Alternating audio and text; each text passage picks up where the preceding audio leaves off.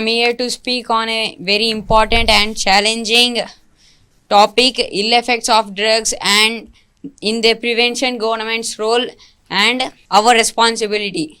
Today, drug abuse is growing as big crisis.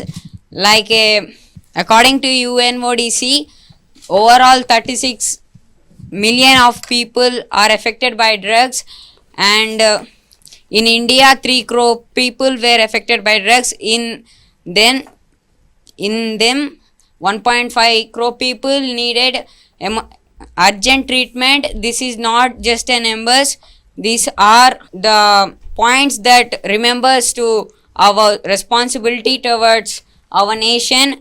We have to be responsible in this matter, because government alone is not able to do or prevent the drug causes from the society. In that, we has to contribute to government so that we can prevent drugs from our society. Drugs are temporarily pleasure but harmful to the long run, and drugs affect our vital organs like brain, heart, liver, and it may causes death also. They affect our brain also, like causing depression, anxiety, and losing our self-control.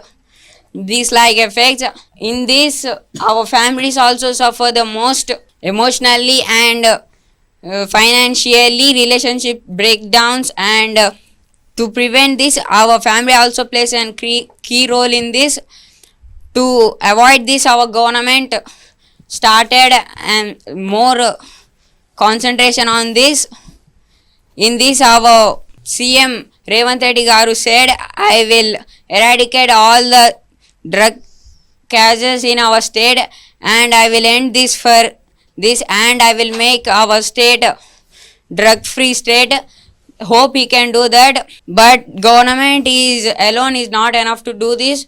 We must have to contribute to government by calling and giving information about addicts by 1800-599-6969. Like this, we can contribute to the government. In conclusion, I want to say that together we can do this. Together we can stop the drugs. Together we can prevent the world drug-free world. Thank you.